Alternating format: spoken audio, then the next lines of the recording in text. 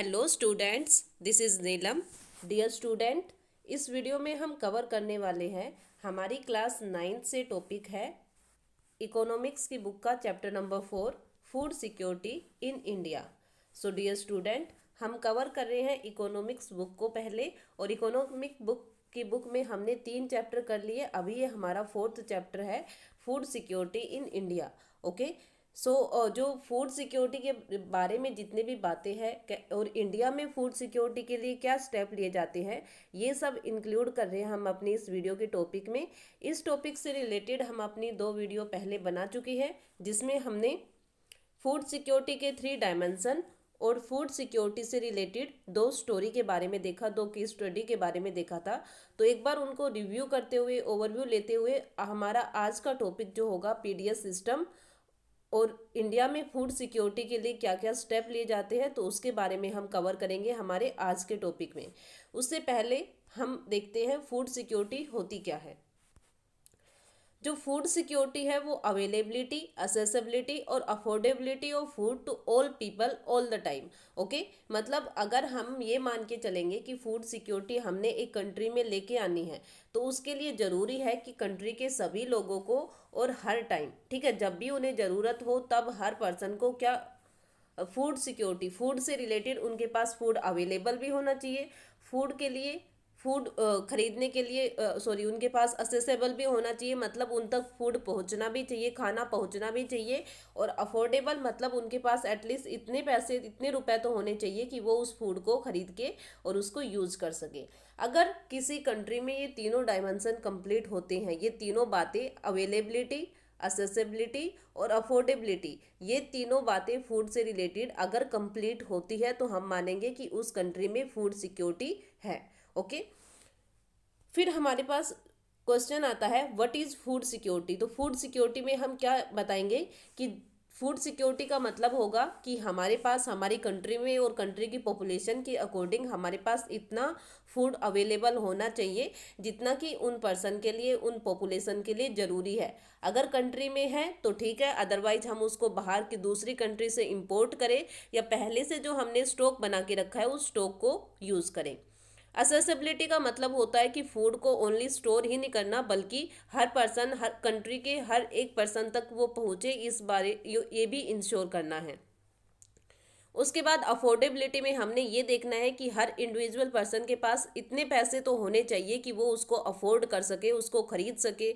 Okay, तभी तो वो अफोर्डेबिलिटी में आएगा, मतलब उनके पास इतनी इनकम, जो प्राइस होगा, जो उनकी वैल्यू होगी फूड की, वो इतनी होनी चाहिए कि पुअर पर्सन भी उसको ईजिली खरीद के और उसको यूज कर सके।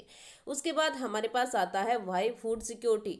फूड सिक्योरिटी क्यों चाहिए, क्या होता है फूड सिक्योरिटी से। अगर हम फूड सिक्योरिटी नहीं करेंगे, पहले से फूड सिक्योर करके नहीं रखेंगे, तो उसके बदले में, उसकी वजह से हमें क्या प्रॉब्लम होगी। ओके, तो क्या होता है, कई बार फ्यूचर के लिए हम सिक्योरिटी बनाकर रखते हैं कि इन फ्यूचर अगर कोई प्रॉब्लम आती है तो उस प्रॉब्लम को हम कैसे फेस करेंगे, उस प्रॉब्लम के को हमने कैसे ठीक करना है, उसको कैसे फेस करना है, कैसे सोल्व करना है, तो उसके बारे में हम पहले से ही सिक्योरिटी करके रखते हैं। अगर, क्योंकि हमें नहीं पता फ्यूचर में क्या होने वाला है, क्या प्रॉब्लम एकदम से हमारे सामने आ जाए, ठीक है, तो उस टाइम क्या होगा कि जो रिच पर्सन होते हैं उनको कोई प्रॉब्लम नहीं होगी, क्योंकि उनके पास तो काफ़ी पैसे हैं, वो तो हाई, अगर प्राइस ज़्यादा हो जाती है तो भी वो खरीद लेंगे। लेकिन सबसे ज़्यादा प्रॉब्लम तो किसको होती है, जो पुअर पर्सन होते हैं उनको होती है, क्योंकि उनके पास इतने पैसे नहीं होते। ओके, तो वो ये सोचते हैं कि हमारे लिए गवर्नमेंट या जो सरकार है वो हमारे लिए अरेंजमेंट करे, ताकि इन फ्यूचर अगर कोई प्रॉब्लम आती है तो उस टाइम वो हमारी हेल्प कर सके, क्योंकि उन्होंने गवर्नमेंट को सिलेक्ट किया है अपने लिए, अपनी पब्लिक फैसिलिटी को कंप्लीट करने के लिए उन्होंने किसको सिलेक्ट किया है, गवर्नमेंट को सिलेक्ट किया है। जैसे मान लो कोई नेशनल डिजास्टर आ जाता है, अर्थक्वेक, फ्लड, सुनामी या कोई फेमाइन आ जाता है, तो उस टाइम मतलब हमें ये होगा कि वहाँ पर जो अफेक्टेड पर्सन है उनकी हेल्प करनी पड़ेगी। और वो हेल्प हम तभी कर सकते हैं जब हम पहले से ही फूड सिक्योरिटी बनाकर रखेंगे, पहले से ही हम खाने को स्टोर करके रखेंगे। Okay, how is food security affected during a calamity. जो फूड सिक्योरिटी है वो क्लैमिटी के टाइम में कैसे अफेक्टेड होती है। तो अगर कोई नेचुरल डिजास्टर आता है, कोई नेचुरल क्लैमिटी आती है, जैसे हम मान के चलते हैं कि सूखा पड़ गया, ओके, उसकी वजह से क्या हो गया कि जो फूड ग्रेन है वो डिक्रीज हो गई, फूड ग्रेन डिक्रीज हो गई तो उसकी शॉर्टेज आ गई मार्केट में, जिसकी वजह से उसके प्राइस बढ़ गए। अब अगर ज़्यादा प्राइस है तो पुअर पर्सन तो उसको अफोर्ड कर नहीं सकते, लेकिन रिच पर्सन पर कोई इफेक्ट नहीं पड़ेगा। तो उस टाइम क्या होगा कि पुअर पर्सन के पास पैसे नहीं होंगे, जो गरीब लोग होंगे उनके पास पैसे नहीं होंगे खाना खरीदने के लिए, और एक स्टारवेशन की सिचुएशन वहाँ पर बननी स्टार्ट हो जाएगी, भुखमरी की एक प्रॉब्लम वहाँ पर होनी स्टार्ट हो जाएगी, जिसकी वजह से काफ़ी लोग, मतलब अगर लंबे टाइम तक ये प्रॉब्लम रहती है तो लोगों की डेथ होनी भी स्टार्ट हो जाएगी। ओके, तो ये फेमाइन बन जाता है। अगर इंडिया की हम बात करें तो इंडिया में जो फेमाइन आया था वो आया था 1943 में, और कहाँ पर आया था? बंगाल में, इसलिए हम उसको क्या बोलते हैं? Famine of Bengal. ओके, 1943 में बंगाल में फेमाइन आया था, और उस फेमाइन की वजह से क्या हुआ था कि बंगाल, ओनली बंगाल में 30 लाख पीपल जो थे वो किल हो गए थे उस फेमाइन की वजह से। मतलब जो आपदा आई थी, प्राकृतिक आपदा आई थी, उसकी वजह से 30 लाख लोगों ने अपनी जान गंवा दी थी, और वो भी ओनली कहाँ पर? बंगाल में। कब की बात है ये? 1943 की। लेकिन उसके बाद से ऐसी सिचुएशन इंडिया में कभी नहीं आई कि जो बंगाल फेमाइन आया था 1943 में, तो उस टाइप का दोबारा से कोई फेमाइन हमारी कंट्री में नहीं हुआ। क्योंकि पहले 1943 में तो क्या था कि हमारे ऊपर किसका कंट्रोल था? ब्रिटिशर्स का कंट्रोल था। तो उन्होंने कभी भी ये नहीं सोचा कि इंडिया के पर्सन जो है, पॉपुलेशन जो है, उनके बारे में कुछ अच्छा सोचे, उनके बारे में पहले से ही सिक्योरिटी बनाकर रखे। अगर इन फ्यूचर कोई प्रॉब्लम आती है तो उसको कैसे फेस करना है, तो इसके लिए कोई प्लानिंग नहीं होती थी। तो उसी प्लानिंग की ना होने की वजह से फेमाइन आया था, और उसकी वजह से लोगों पर नेगेटिव इफेक्ट पड़ा। लेकिन बाद में जब गवर्नमेंट को पता चल गया कि हाँ, फेमाइन आने से कितना ज़्यादा लॉस होता है, कितने ज़्यादा लोगों की डेथ हो गई थी, तो उसके बाद से एक प्लानिंग होने लग गई, प्रॉपर प्लानिंग हुई, फूड सिक्योरिटी इंडिया में होने लग गई थी, जिसकी वजह से ना कोई फेमाइन आया, और अगर आता भी तो उसके लिए पहले से ही प्लानिंग थी, पहले से ही अरेंजमेंट हम करके रखते हैं। ओके, लेकिन फिर भी कुछ पार्ट ऐसे हैं इंडिया में जहाँ पर अब भी स्टारवेशन की वजह से लोगों की डेथ हो रही है, भुखमरी की वजह से लोग मर रहे हैं। उसके बाद हमारे पास आता है वो आर फूड इनसिक्योर। मतलब वो पर्सन बताने हैं जो फूड इनसिक्योर होते हैं, मतलब जिनको सबसे ज़्यादा इनसिक्योरिटी होती है फूड से रिलेटेड। तो इसमें डायरेक्टली हम उन पर्सन को इंक्लूड करेंगे, या तो लैंडलेस होते हैं, जिनके पास कोई ज़मीन नहीं होती, वो ओनली मतलब दूसरों की ज़मीन जो होती है उस पर डिपेंड होते हैं, या जो ट्रेडिशनल आर्टिसन है उनके वो होते हैं, ट्रेडिशनल सर्विस प्रोवाइड करते हैं वो पर्सन, जो पैटी सेल्फ एम्प्लॉयड वर्कर्स होते हैं वो, और बेगर्स को, इन सबको हम इंक्लूड करते हैं कि ये वो सेक्शन है हमारी सोसाइटी का, ये वो सेक्शन है हमारी सोसाइटी का जो फूड इनसिक्योरिटी को फेस करता है। मतलब इनको पता नहीं होता कि हमारे पास, मतलब नेक्स्ट टाइम का खाना भी हमें मिलेगा या नहीं मिलेगा। तो सबसे ज़्यादा अगर फूड के अकॉर्डिंग कोई इनसिक्योर सेक्शन है हमारी सोसाइटी में, तो ये सब वो सेक्शन है। इसके अलावा हमारे और भी सेक्शन है, जो है the social composition along with the inability to buy food also play a role in food security. Okay, और भी काफ़ी मतलब सोशल कंपोजिशन है जो अनेबल है फूड बाय करने में, खाना खरीदने में, इसलिए वो भी फूड इनसिक्योरिटी में ही आते हैं। The SC STs and some section of the OBC lower caste among them who have either poor land base or very low land productivity are prone to food security। मतलब इसमें वो food insecurity, मतलब ये बता रखा है कि food insecurity में और किस किस को हम इंक्लूड करते हैं। जो SC ST के पर्सन होते हैं, वो OBC के भी कुछ सोसाइटी ऐसी है जो इसी लेवल पर बिलोंग करती है। लैंड बेस जो बिल्कुल गरीब आदमी है, और लैंड बेस है, ओके, जो उनके पास थोड़ी सी ज़मीन है उसके ऊपर डिपेंड होते हैं, लेकिन उसमें भी बिल्कुल लो प्रोडक्टिविटी होती है, उसमें जो प्रोडक्शन होता है वो बहुत ही मिनिमम होता है। तो वो पर्सन भी फूड इनसिक्योरिटी में ही बिलोंग करते हैं।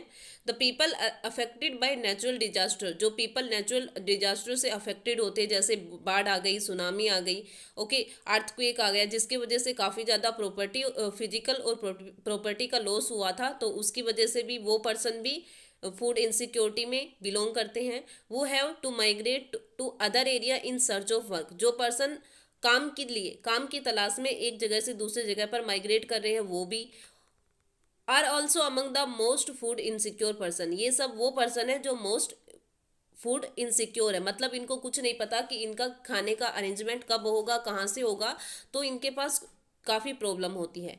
ए high incidence of malnutrition prevails among women, और सबसे ज़्यादा मतलब जो वुमेन होती है उनको तो कभी भी एक न्यूट्रिशंस जो खाना होता है जिसमें सभी न्यूट्रिशंस होते हैं वो नहीं मिल पाता है।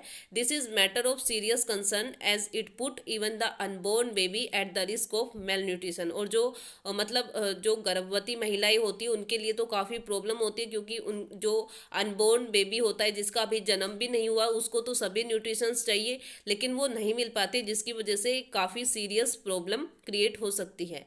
A large proportion of pregnant and nursing mother and children under the age of 5 years constitute an important segment of the food insecure people। और सबसे ज़्यादा और भी फूड इनसिक्योरिटी में कौन सी पॉपुलेशन आती है? जो गरीब है, गरीब होने के साथ साथ प्रेग्नेंट और जो नर्सिंग मदर्स होती है वो भी, और वो बच्चे जिनकी एज 5 साल से कम होती है वो भी फूड इनसिक्योरिटी पॉपुलेशन में इंक्लूड होते हैं।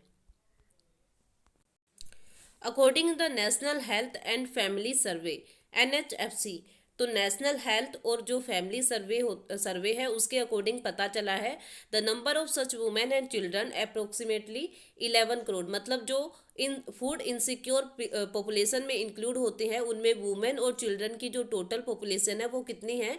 11 करोड़। मतलब हमारी कंट्री में 11 करोड़ पर्सन 11 करोड़ वुमेन और चिल्ड्रन ऐसे हैं जो फूड इनसिक्योर पॉपुलेशन में इंक्लूड होते हैं। और ये रिपोर्ट, ये सर्वे किसने बताया है? नेशनल हेल्थ एंड फैमिली सर्वे। और ये कब का सर्वे है? 1998 टू 1999 का।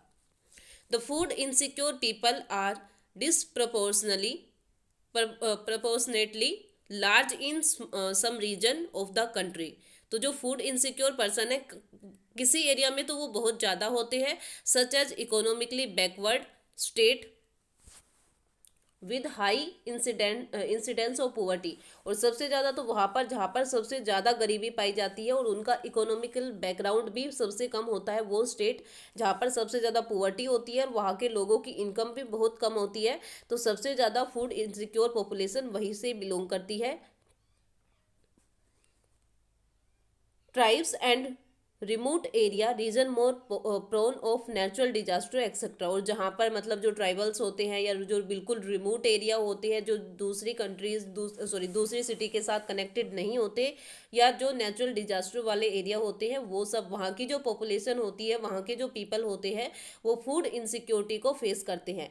In fact the state of Uttar Pradesh, Bihar, Jharkhand, Orissa, West Bengal, Chhattisgarh, Madhya Pradesh, Maharashtra account for large number of food insecure people in the country. और हमारी कंट्री में देखें तो कुछ पार्ट उत्तर प्रदेश का, कुछ बिहार का, झारखंड, उड़ीसा, वेस्ट बंगाल, छत्तीसगढ़, कुछ मध्य प्रदेश का पार्ट, महाराष्ट्र, इनमें से कुछ मतलब यहाँ पर जो मोस्टली जो फूड इनसिक्योर पर्सन होते हैं कंट्री के वो इन्हीं स्टेट में से बिलोंग करते हैं।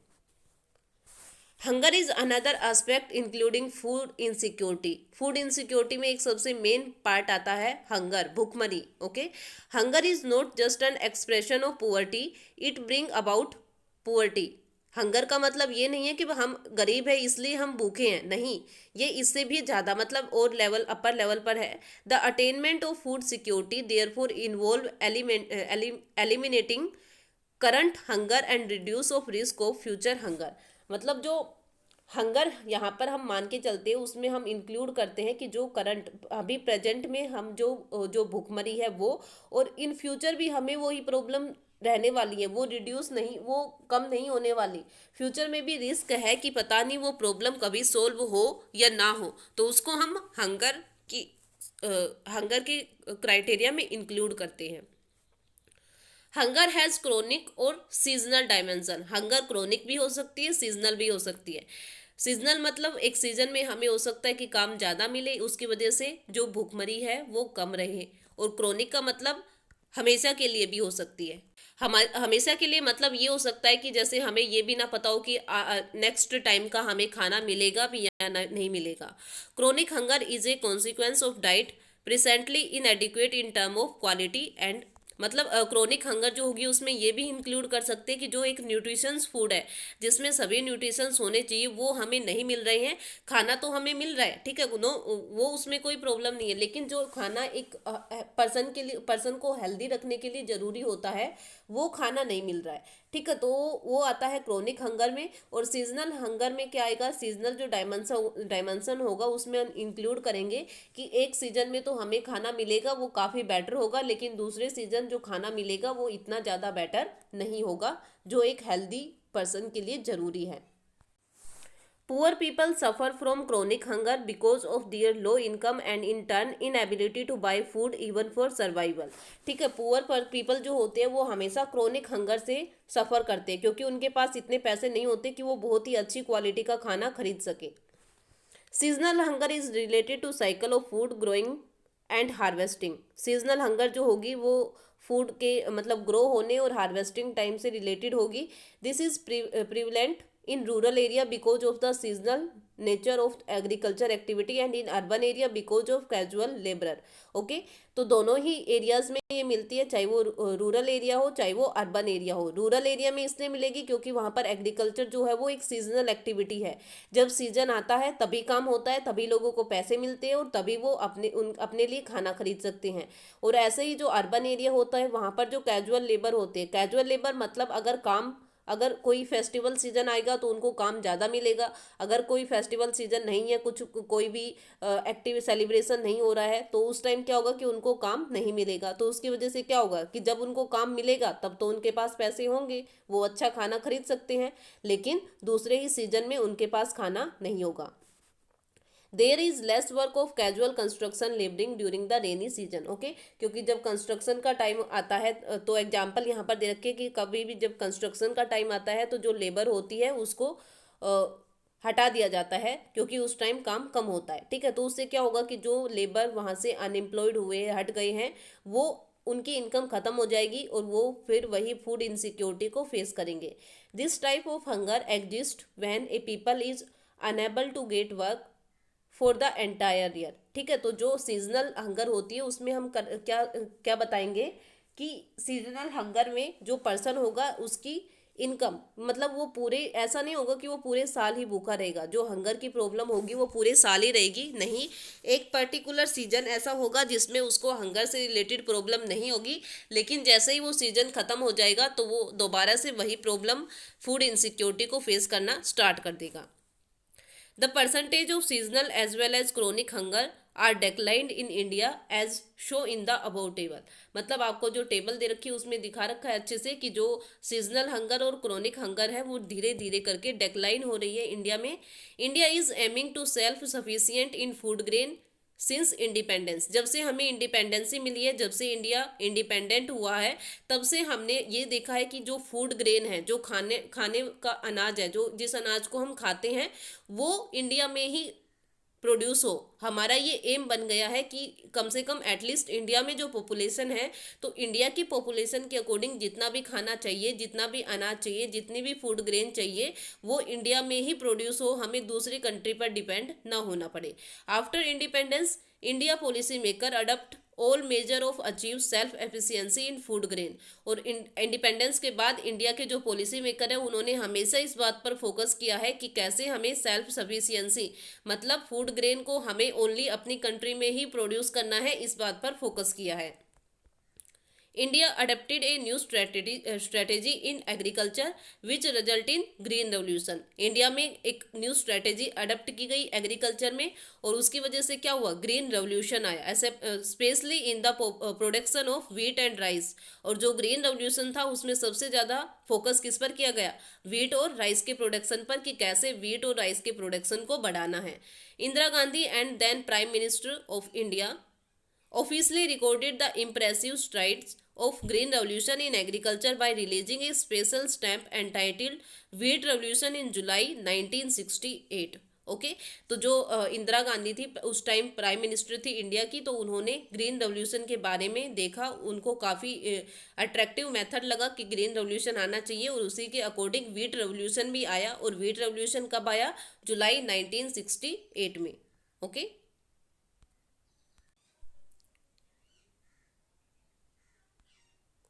The increase in food grain was however disproportionate. मतलब जो फूड ग्रेन था उसको इंक्रीज करना था। सबसे मैंने पहले वीट पर फोकस किया गया और उसके बाद किस पर फोकस किया गया, राइस पर। पहले गेहूं का प्रोडक्शन बढ़ाया गया और उसके बाद राइस के प्रोडक्शन पर फोकस किया गया। The highest rate of growth was achieve in Uttar Pradesh and Madhya Pradesh. और सबसे ज़्यादा जो हाइएस्ट रेट जो देखी गई वो कहाँ कहाँ की थी, उत्तर प्रदेश की और मध्य प्रदेश की। तो यहाँ पर आपको डाटा दे रखा है कि कौन से एरिया में, कौन से स्टेट में सबसे ज़्यादा ग्रोथ रेट हुई ग्रीन रेवोल्यूशन की वजह से।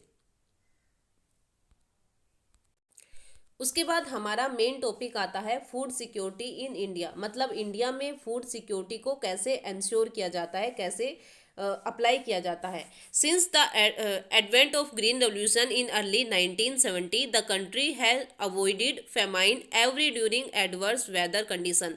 मतलब जैसे ही ग्रीन रेवोल्यूशन आया है इंडिया में, तो उसके बाद से तो क्या हुआ है कि फेमाइन अगर आ भी जाए तो उसको हम फेस करने के लिए हमेशा तैयार रहते हैं, चाहे कैसे ही वेदर कंडीशन हो। India has become self sufficient in food grain during last 30 year. पिछले 30 सालों में इंडिया ने खुद को सेल्फ सफिशिएंट बना लिया है फूड ग्रेन के प्रोडक्शन में, because of a variety of crop grow all over the country. काफ़ी ज़्यादा क्रॉप्स हमारी कंट्री में ग्रो होने लग गई है फूड, जो ग्रीन रेवोल्यूशन आया था उसकी वजह से। The availability of food grain at the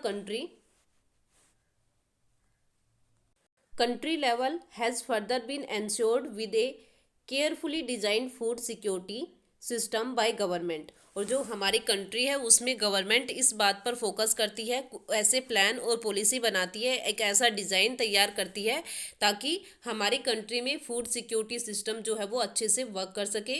this system has 2 component. और जो फूड सिक्योरिटी के सिस्टम है वो 2 कंपोनेंट में डिवाइड है, buffer stock and public distribution system. Okay, और कौन कौन से हैं, बफर स्टॉक और public distribution system. Buffer stock क्या होता है, what is buffer stock? Buffer stock is the stock of food grain namely mainly wheat and rice. जो बफर स्टॉक होता है उसमें किस फूड ग्रेन को स्टॉक किया जाता है, और मेनली कौन कौन सी फूड ग्रेन होती है, व्हीट और rice, procured by the government through the FCI. और इन सबको सिक्योर करने, इन सबको प्रोक्यूर्ड करने की, सिक्योरिटी करने की जो रिस्पॉन्सिबिलिटी होगी वो किसकी होगी, गवर्नमेंट। और गवर्नमेंट में भी कौन सा डिपार्टमेंट इसको देखेगा, FCI department, food corporation of India. जो एफसीआई डिपार्टमेंट होगा वो इस बात को फोकस करेगा कि कैसे बफर स्टॉक को, जो बफर स्टॉक होंगे जहाँ पर फूड ग्रेन मेनली व्हीट और राइस को सिक्योर करके रखना है, उनको स्टोर करके रखना है, तो इस बात की रिस्पॉन्सिबिलिटी गवर्नमेंट की होगी। और गवर्नमेंट में जो सबसे फूड सिक्योरिटी से रिलेटेड जो डिपार्टमेंट है, फूड कॉरपोरेशन ऑफ इंडिया, वो इस बारे में देखेगा कि कैसे हमें फूड स्टोर करना है और बफर स्टॉक बनाने हैं। The FCI purchase wheat and rice from the farmer in state where there is surplus production। जो एफसीआई होता है वो क्या करता है कि वहाँ के फार्मर से व्हीट और राइस खरीदता है जहाँ पर सबसे ज़्यादा प्रोडक्शन होता है। ओके, स्टेट में जहाँ पर सबसे ज़्यादा प्रोडक्शन होगा वहाँ के फार्मर से एफसीआई डायरेक्ट व्हीट और राइस परचेज करेगा। The farmer are paid a pro announced price of their crop. और जो फार्मर होंगे वो उन जो पेमेंट होगी, मतलब अगर वो खरीद रहे हैं तो खरीदने के बदले वो पेमेंट भी करेंगे, तो पेमेंट का जो प्राइस होगा वो पहले से ही गवर्नमेंट द्वारा अनाउंस्ड होगा। ठीक है, गवर्नमेंट पहले ही एक प्राइस अनाउंस्ड करेगी जिस पर वो क्रॉप्स, जिस पर वो फूड ग्रेन बेची जानी है। This price is called minimum support price. Okay, और उस प्राइस को हम क्या बोलेंगे, minimum support price, MSP। The MSP is declared by the government every year before the sowing season to provide incentive to farmer for raising the production of these crop। और जो MSP था, ठीक है, MSP के बारे में हमें देखा कि MSP क्या होती है कि पहले ही गवर्नमेंट डिसाइड कर देती है कि जब भी FCI food corporation of India, government जब भी अनाज खरीदेगी, जब भी फूड ग्रेन खरीदेगी तो वो MSP पर खरीदेगी। और ये MSP कब अनाउंस होता है, अनाउंस ये हो जाता है जब हम क्रॉप्स उगाते हैं, जब हम एग्रीकल्चर सबसे पहले हम, क्योंकि सबसे पहले जब हम क्रॉप्स उगाते हैं, सबसे पहली जो प्रोसेस होती है उससे पहले ही हमें पता चल जाता है कि इस साल मतलब अब की बार जो हम फूड उगा रहे हैं, जो हम फूड ग्रेन उगा रहे हैं, तो उसका एमएसपी क्या रहेगा, वो हार्वेस्टिंग के बाद कम से कम उसके लिए कितने पैसे गवर्नमेंट पे करने के लिए तैयार है। ओके, तो एमएसपी वो होगा। इससे क्या होगा कि इससे एक फार्मर को प्रॉफिट होगा। फार्मर को पहले ही पता चल जाएगा कि किस क्रॉप का प्राइस सबसे ज़्यादा है, और गवर्नमेंट भी क्या करेगी, जो सबसे इम्पोर्टेंट फूड ग्रेन होती है उसके प्राइस, उसका जो एमएसपी होगी वो सबसे ज़्यादा रखेगी, ताकि जो फार्मर है वो ज़्यादा पैसे के लिए, ज़्यादा प्रॉफिट के लिए उसी क्रॉप्स को उगाए, उसी फूड ग्रेन को उगाए। ठीक है, तो एमएसपी पहले से ही पता चल जाता है फार्मर्स को, जब वो खेती बाड़ी करना स्टार्ट करते हैं उससे पहले उन्हें पता चल जाता है कि आने वाले टाइम में एमएसपी क्या होगा। जैसे हम मान के चले कि अभी हमने गेहूं उगाए थे, ठीक है, गेहूं और सरसों जो है वो कटी है, उसकी हार्वेस्टिंग हुई है। तो जब गेहूं और सरसों उगाई होगी, जब वीट और मस्टर्ड को सबसे पहले मतलब फार्मर ने ये सोचा होगा कि हमें खेतों में गेहूं उगाना है या हमें खेतों में सरसों उगानी है। ठीक है, तो उसी टाइम क्या था कि गवर्नमेंट ने उसी टाइम एमएसपी अनाउंस कर दिया था कि अब की बार जब गेहूं और सरसों बिकेंगे तो उसके लिए मिनिमम सपोर्ट प्राइस जो है वो ये होगा। फिर क्या होगा, इससे फार्मर को एक ये ओनली गेहूं और सरसों के ही नहीं बल्कि और जो क्रॉप्स होती है उनके भी प्राइस गवर्नमेंट पहले ही डिक्लेयर कर देती है कि अब की बार ये प्राइस जो है वो रहने वाले हैं, वो अनाउंस कर देती है। अब फार्मर को इससे प्रॉफिट ये होगा कि अगर उनको लगेगा कि व्हीट के प्राइस ज़्यादा है तो वो गेहूं उगाएंगे, अगर उनको लगता है कि सरसों के प्राइस ज़्यादा है तो वो सरसों उगाएंगी। ओके, तो यहाँ पर फार्मर के लिए बेनिफिट है कि वो उस क्रॉप को ग्रो करेंगे, उस क्रॉप पर फोकस करेंगे जो उनको सबसे ज़्यादा प्रॉफिट देगी। The purchased food grain are stored in granaries, और जो फूड ग्रेन एफसीआई खरीदेगी वो ग्रेनरीज में स्टोर होगा। Do you know why the buffer stock is create bye the government, क्या आपको पता है कि बफर स्टॉक क्यों बनाती है government? This is done to distribute food grain in the deficit area and among the poorest strata of the society at a price lower than the market price, also known as issue price. Okay, तो ये जो buffer stock होती है क्यों बनाती है government? तो होता ये है कि जो भी कंट्री है, जैसे हम अपनी कंट्री को मान के चलते हैं, हमारी कंट्री है इंडिया। अब इंडिया में क्या होगा कि कुछ लोग तो ऐसे मिलेंगे जो बहुत ज़्यादा रिच होंगे, वो किसी भी प्राइस पर खाना खरीद के और आराम से उसको खा सकते हैं। कुछ लोग ऐसे होंगे जो मिडल कैटेगरी से बिलोंग करेंगे, मतलब वो उनके लिए एक फेयर प्राइस होता है, और कुछ पर्सन ऐसे होते हैं जो एक फेयर प्राइस पर भी खाना नहीं खरीद पाते। तो गवर्नमेंट उन पुअर पर्सन के लिए जिनका इकोनॉमिक लेवल बहुत कम होता है, उनकी हेल्प करने के लिए क्या बनाती है, बफर स्टॉक बनाती है, ताकि लोग खाने के बिना ना रहे, उनमें भूखमरी ना आए। इसी की वजह से बफर स्टॉक बनाती है। और बफर स्टॉक में जितना भी फूड ग्रेन उन्होंने स्टॉक किया है, जितना भी फूड उन्होंने स्टॉक किया है, उसको धीरे धीरे करके, और जो सबसे पुअर पर्सन होते हैं या जो डेफिसिट एरिया वाले पर्सन होते हैं वहाँ पर डिस्ट्रीब्यूट कर देती है। ओके, और वो भी कैसे प्राइस पर? Lower price than the market price, market में जो प्राइस है, मार्केट में जो रेट है उससे लोअर प्राइस पर। और जो वो प्राइस होगा, जो लोअर प्राइस होगा, उसको हम कौन सा प्राइस बोलेंगे? Issue price. मतलब इशू प्राइस वो होगा जो मार्केट प्राइस से भी कम होगा, और ओनली जो पुअर पर्सन होंगे या जो डेफिसिट एरिया के लोग होंगे उन्हीं को ही उस प्राइस पर फूड ग्रेन गवर्नमेंट प्रोवाइड कराएगी।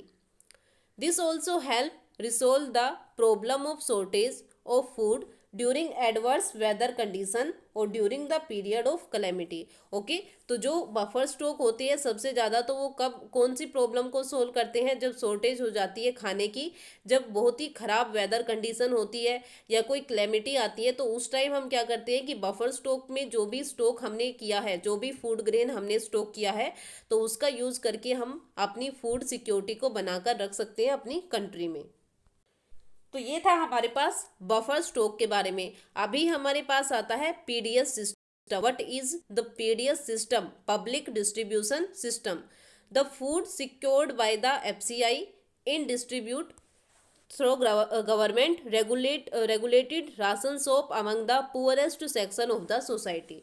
तो गवर्नमेंट क्या करती है, जो एफसीआई होती है उसका तो काम क्या है कि फूड ग्रेन को स्टोर करना है।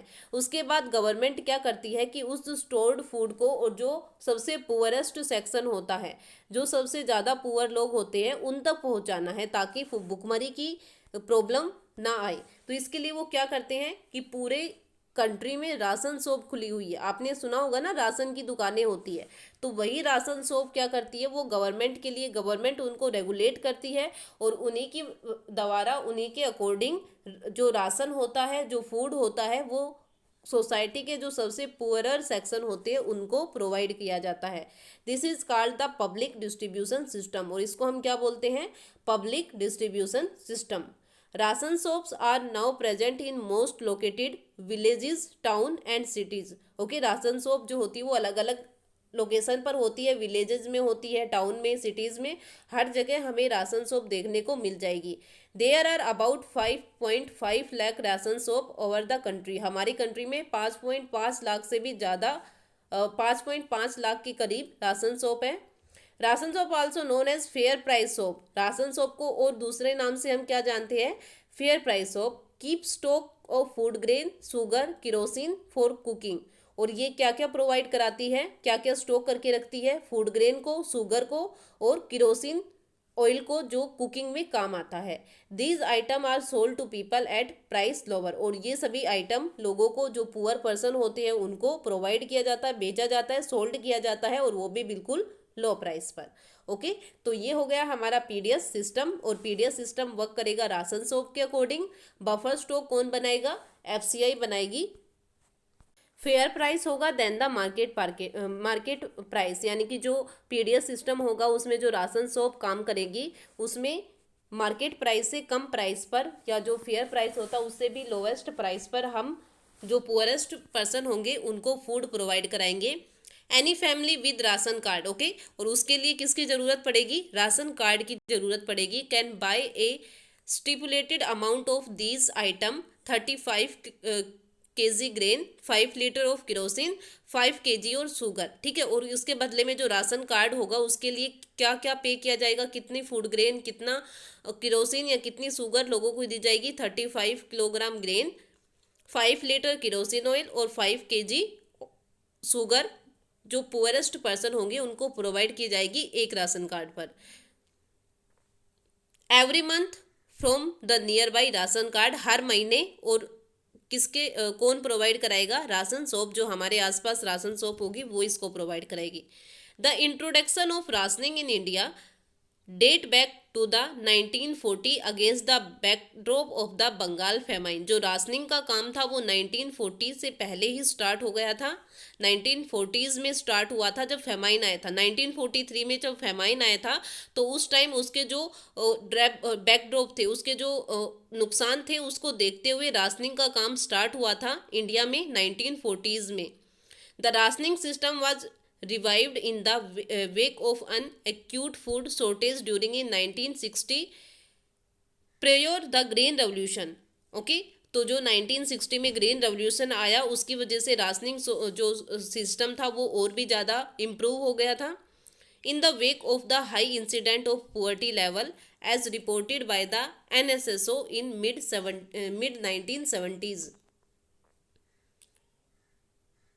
Poverty level, high incidence of poverty level, जब हमने देखा कि इंडिया में पुअर्टी लेवल के इंसिडेंस कुछ ज़्यादा ही हो रहे हैं, और जो ये रिपोर्ट थी वो NSSO ने मिड 1970s में दी थी। 3 important food intervention programme was introduce. तो उस टाइम उस पुअर्टी को ख़त्म करने के लिए 3 प्रोग्राम चलाए थे। कौन कौन से, PDS system for food grain, child development service और फूड फॉर वर्क। ओके, तो ये 3 मेन प्रोग्राम चलाए थे, किसके लिए, ताकि फूड इंटरवेंशन प्रोग्राम थे, लोगों को खाना दिया जा सके, और उसके बदले में, मतलब पहले वो काम करेंगे, उसके बदले में उनको खाना दिया जाएगा, जिसकी वजह से पुअर्टी की जो सिचुएशन, पुअर्टी के जो इंसिडेंट काफ़ी ज़्यादा हो रहे हैं वो कम किए जा सके। तो 3 फूड इंटरवेंशन प्रोग्राम कौन कौन से थे? PDS system, public distribution system, child development services और उसके बाद फूड फॉर वर्क। ओके, तो ये तीनों प्रोग्राम जो थे वो फूड सिक्योरिटी को बनाने के लिए और साथ में पुअर्टी को रिड्यूस करने के लिए चलाए गए थे। Over the year several new programme has been launched and some has been restricted with the grow experience of administration the program at present there are several जो प्रोग्राम्स थे, ये नहीं है कि बस ओनली 3 ही प्रोग्राम चलाए, और भी बाकी काफ़ी ज़्यादा प्रोग्राम लॉन्च किए गए। ये भी देखा गया कि अगर उनसे कोई प्रॉब्लम हो रही है तो उसको रिस्ट्रक्चर्ड भी किया गया, दोबारा से भी बनाया गया। उनमें अगर कुछ रूल रेगुलेशन ऐसे डाल दिए, कुछ काम ऐसा डाल दिया जो नहीं हो पा रहा था, तो उसको दोबारा से चेंज भी किया गया। ठीक है, तो फूड ग्रेन, फूड सिक्योरिटी और पुअर्टी को कम करने के लिए काफ़ी ज़्यादा प्रोग्राम लॉन्च किए गए, जैसे पुअर्टी एलिवेशन प्रोग्राम लॉन्च किए थे। ठीक है, हमने देखा था पीछे वाले चैप्टर में कि पुअर्टी को रिड्यूस करने के लिए गवर्नमेंट ने अलग अलग स्कीम, अलग अलग प्रोग्राम चलाए थे ताकि पुअर्टी के लेवल को कम किया जा सके। और रूरल एरिया में तो सबसे ज़्यादा फोकस किया गया था कि वहाँ पर फूड कंपोनेंट जो था वो बिल्कुल मतलब सबसे ज़्यादा नेगेटिव इफेक्ट में जा रहा था, इसलिए फूड सिक्योरिटी वहाँ पर लोगों को जरूर प्रोवाइड करानी थी। While some of the programme such as PDS, mid day meal etcetera are exclusively food security programme. और जो पीडीएस सिस्टम है, मिड डे मील सिस्टम है, ये सब फूड सिक्योरिटी के प्रोग्राम है। Most of the PAPs also enhance food security. और जो पीएपीज है वो भी, जो पीएपीज पुअर्टी एलिवेशन प्रोग्राम है, वो भी हमेशा फूड सिक्योरिटी को फोकस ही रखते हैं। Employment programme greatly contribute to food security by increasing the income of poor. जो प्रोग्राम्स चलाए जाते थे एम्प्लॉयमेंट प्रोग्राम, उनसे क्या होता कि लोगों को पहले एम्प्लॉयमेंट दिया जाता, जिससे वो काम करते, उनके बदले में उसको उन काम करने के बदले उनको कुछ इनकम दी जाती, पैसे दी जाती, जिसकी वजह से वो जो एक पुअर्टी लेवल था उससे खुद को बाहर निकाल सके और अपनी फूड सिक्योरिटी वो खुद इंश्योर करने के काबिल बन जाए। इसलिए काफ़ी प्रोग्राम्स बनाए गए थे। तो ये था हमारा आज का टॉपिक, जिसमें हमने PDS system, buffer stock, FCI, MSP, rationing shop, इनके बारे में देखा। और जो फूड सिक्योरिटी को इंश्योर करने के लिए प्रोग्राम चलाए गए, पुअर्टी को ख़त्म करने के लिए जो प्रोग्राम चलाए गए, उनको हमने अपनी इस वीडियो के पार्ट में कवर किया है। इसके बाद हम जो अपना एक एक्ट आएगा नेशनल फूड सिक्योरिटी से रिलेटेड, तो उस एक्ट के बारे में अपनी नेक्स्ट वीडियो में कवर करेंगे। इस वीडियो में इतना ही, और इससे रिलेटेड जो भी इंपॉर्टेंट टर्म्स होगी वो आपको पीडीएफ में मिल जाएगी, और वो आपको अपनी फेयर नोटबुक में पहले उसको लिखना है, और पहले अच्छे से पढ़ना है और उसके बाद उसको लिखना है, ताकि आपको पता चल जाए कि इसमें इंपॉर्टेंट बातें क्या क्या है। तो आई होप ये वीडियो और इसमें जो टॉपिक हमने इंक्लूड किए हैं वो सब आपको अच्छे से समझ आए। Thank you.